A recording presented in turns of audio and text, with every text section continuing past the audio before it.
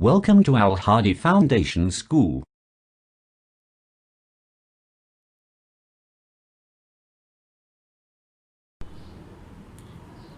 पिछले टॉपिक में हमने देखा आयन क्या थे, आयन कैसे बनते थे, कैटायन क्या थे, एनायन क्या थे। अब हम देखेंगे मॉलिक्यूलर आयन। आयन तब बनते हैं जब एक सिंगल एटम इलेक्ट्रॉन डोनेट करता है या फिर रिसीव करता है।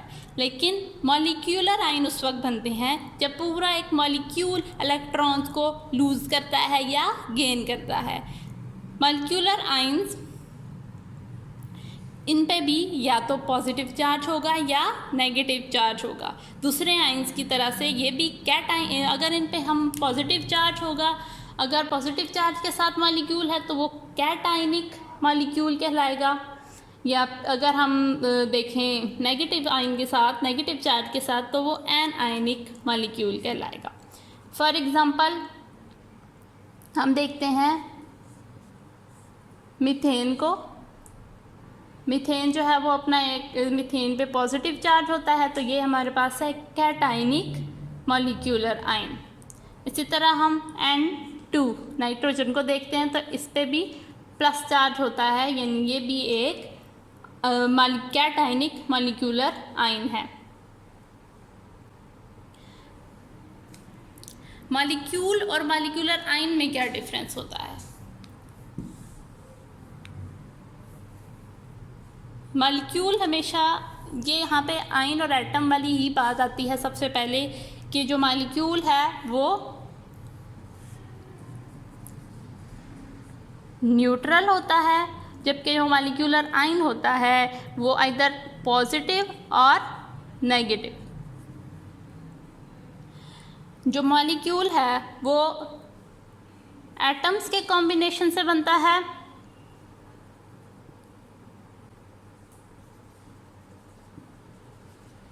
जबकि मॉलिक्यूलर आयन जो है वो आयनाइजेशन ऑफ मॉलिक्यूल से बनता है,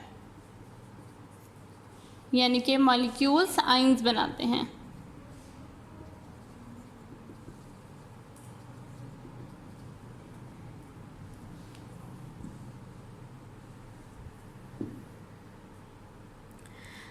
जो मॉलिक्यूल होता है वो स्टेबल स्पीशी होता है, जबकि जो मॉलिक्यूलर आयन होता है वो रिएक्टिव स्पीशी होता है, यानी फ़ौरन से रिएक्ट करता है।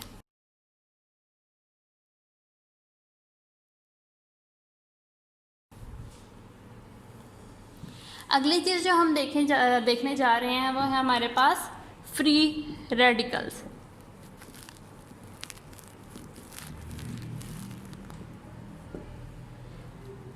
फ्री रेडिकल्स आर एटम्स और group of atoms possessing odd number of electrons, यानी कि ऐसा ग्रुप ऑफ एटम है जिसमें इलेक्ट्रॉन्स का ऑड नंबर होता है, जिसमें जो चार्ज होता है वो ऑड नंबर में पाया जाता है, जिसमें इलेक्ट्रॉन्स का पेयर होता है, यानी जिसने रिएक्ट करना होता है वो ऑड नंबर में होता है, 1, 3, 5 इस तरह पाया जाता है ताकि वो ईज़िली रिएक्ट कर सके। फॉर एग्ज़ाम्पल इसको हम डॉट लगा के, एलिमेंट के ऊपर डॉट लगा के रिप्रेजेंट करते हैं। फॉर एग्जांपल अगर हम हाइड्रोजन का रेडिकल देखें तो उसके ऊपर उसको ऊपर हम डॉट लगा देंगे, ये हाइड्रोजन का रेडिकल। क्लोरीन, ऊपर डॉट लगा देंगे, क्लोरीन का रेडिकल। इसी तरह मीथेन का रेडिकल। ये सब बनते हैं, लेकिन ये सब बनते हैं, इनमें बनने की वजह क्या होती है कि ये जो बनाए जाते हैं जब इनको लाइट मिलती है, हीट एनर्जी, जब ये हीट को एब्जॉर्ब करते हैं, लाइट को एब्जॉर्ब करते हैं एलिमेंट, तो उनका एटम, उनके बीच के जो बॉन्ड होता है वो ब्रेक कर जाता है, और उनका बॉन्ड ब्रेकिंग की वजह से वो हाइड्रोजन वो एलिमेंट्स रिलीज़ कर देते हैं, जिसकी वजह से क्या होता है कि वो रेडिकल्स बन जाते हैं।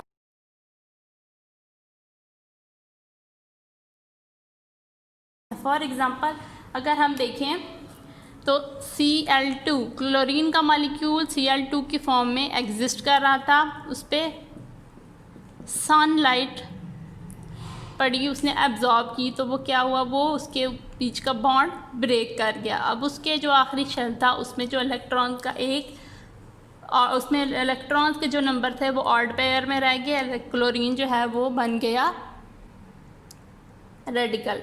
बिल्कुल इसी तरह मीथेन का था CH4, इसके ऊपर भी जब सनलाइट पड़ी तो क्या हुआ, इसने एक हाइड्रोजन रिलीज कर दिया। अब इसके पास भी एंड पे रह गया है एक हाइड्रोजन का रेडिकल और एक मीथेन का रेडिकल।